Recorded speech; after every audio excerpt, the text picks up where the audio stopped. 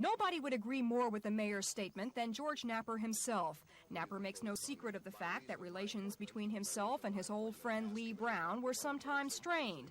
About halfway through the missing and murdered children's crisis, Napper was taken off the investigation by Brown to devote full time to overseeing the day-to-day operation of the police bureau.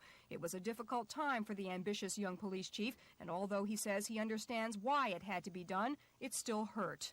I'm kind of a proud person, and while I understood why, there was some humiliation in that because it was a law enforcement function, and I thought the chief should have a role, maybe a greater role than what was carved out. Lee Brown was seen by many as being somewhat dictatorial. No decisions could be made in either the police or fire bureaus without his direct approval. But Napper says that's where he and Brown differ the most, and now that he's in charge, things will change. We will see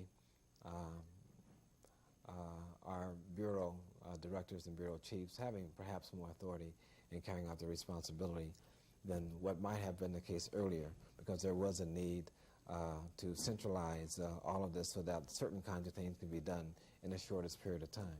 Napper says his top priority as commissioner will be to make police officers more visible in the community and to improve response time.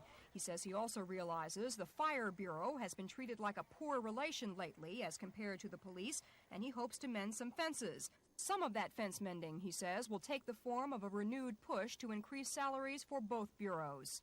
We have found that almost everybody in the Bureau of Police Services has to work an extra job, which sometimes either creates problems at home or it aggravates existing problems. And it's very difficult for one, in many cases, to come to work after being under those kinds of stresses at home and be expected to do a top-level job. Napper has been criticized for his distant, sometimes abrasive manner, and his scholastic credentials, although impressive, add to his image as an aloof academe who knows little of life on the streets.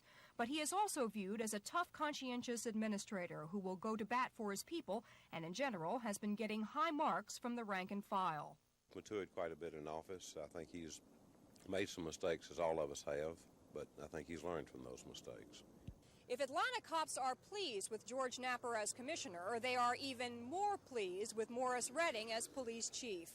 Redding is a cop's cop who worked his way up through the ranks of the Atlanta Police Department and understands the pressure the officer on the beat faces every day. And John McKnight has more on that.